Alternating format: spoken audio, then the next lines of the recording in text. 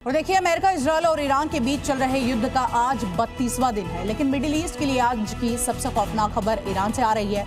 खबर यह है कि ईरान की संसद में परमाणु अप्रसार संधि यानी कि एनपीटी से बाहर निकलने की चर्चा चल रही है। अगर ऐसा होता है तो इस फैसले का मतलब ईरान परमाणु हथियार विकसित करने के लिए स्वतंत्र होगा।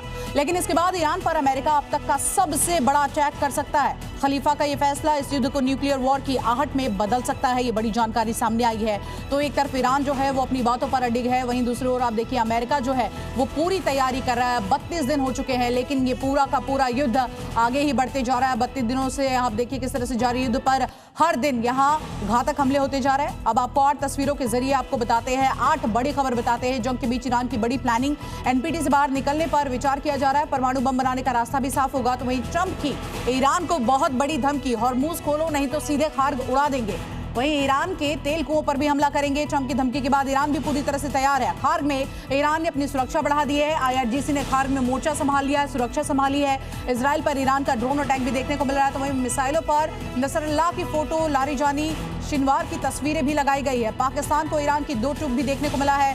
पाक मध्यस्थता मंजूर नहीं, ईरान ने यह बड़ा बयान दिया है। पाकिस्तानी प्रस्ताव को उन्होंने नकार दिया है। बेरूत पर इजराइल का हमला, तो वहीं 100 से ज्यादा इमारतें तबाह। एयर स्ट्राइक में इमारतें तबाह होती हुई नजर आई और इजरायली टैंकों पर बड़ा हमला किया गया है। हिजबुल्लाह ने इसे निशाना बनाया। इजरायली टैंक तबाह होते हुए नजर आए। तो वहीं इराक से अगले खबर, जहां यूएस यूनिवर्सिटी पर बड़ा हमला किया गया है। हमले के बाद कैंपस धुआं होता दिखा। ईरान ने हमले की चेतावनी दी थी। इन सब के बीच एक और बड़ी खबर आपको बता दें, जो कि सीधे टेल अवीव से आ रही है। यहाँ पर ईरान के ताबड़तोड़ हमले देखने को मिले हैं। तो आपको बता दें, देखिए किस तरह से टेल अवीव को ईरान निशाना बनाते जा रहा है। क्लस्टर मिसाइलों की बौछार कर रहा है। गाड़ियों में भीषण आग लगती हुई नजर आई है।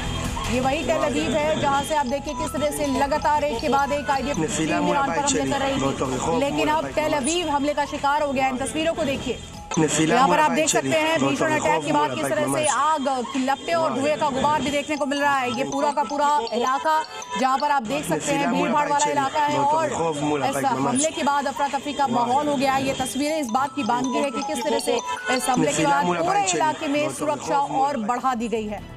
इन सब के बीच आपको बता दें, मिडिल ईस्ट में बढ़ते तनाव के बीच अमेरिका ईरान को चारों तरफ से घेरने में जुट गया है। अब देखिए, युद्ध पोत हो या फिर हजारों मरीन कमांडो और फाइनल ब्लो की तैयारी अब यहां पर चल रही है। ग्राउंड ऑपरेशन की तैयारी चल रही है और इसकी आशंका भी और भी ज्यादा बढ़ते जा रही है। मतलब हॉर्मोज स्ट्रेट से लेकर खार्ग द्वीप तक जगह जगह की अगर हम बात करें तो मोर्चे पर बड़ा टकराव यहां पर संभव होता हुआ नजर आ रहा है। और अमेरिकी कमांडो कभी भी ईरान पर बड़ा अटैक कर सकते हैं। इसके लिए अमेरिका ने 21 युद्धपोत, तो वहीं destroyer, aircraft carrier, 10,000 marine commando जो है वो तैनात किए हैं। अमेरिका का प्लान हॉर्मूज खार्ग पर एक साथ बड़ा अटैक करना है। और क्या अमेरिका का कोड जेड प्लान है, ये भी अब आपको बताते हैं। और ईरान के लिए कितना बड़ा घातक होगा ये भी हम आपको बताएंगे। इन सब के बीच अमेरिका ने साल 2001 में अफगानिस्तान पर हमले के दौरान MEU यानी कि मरीन एक्सपीडिशनरी यूनिट्स का इस्तेमाल किया था और 2003 में इराक पर हमले के दौरान भी इसका इस्तेमाल किया गया था।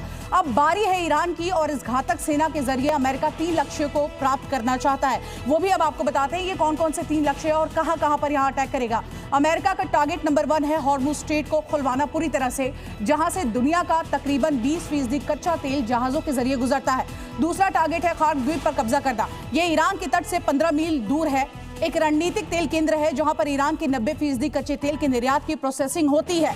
इसके अलावा अमेरिका ईरान का 440 किलोग्राम यूरेनियम, जिसे 60% समृद्ध किया जा चुका है, हासिल करना चाहता है। तो आप देखिए कैसे अमेरिका ये सब करने की तैयारी में है। लेकिन सबसे बड़ा सवाल ये उठता है कि क्या ईरान में अमेरिका का कोड जेड सफल होगा या फिर ईरान अमेरिका पर ही यहां भारी पड़ता हुआ पूरी तरह से नजर आएगा। इस वक्त का ये सबसे बड़ा सवाल आपको हम बता रहे हैं। इन सब के बीच आप देखिए किस तरह से मिडिल ईस्ट में तबाही चल रही है और इसी बीच, इस जारी जंग के बीच अमेरिका ने ईरान के प्रमुख शहर इस्फहान पर बड़ा हमला किया है।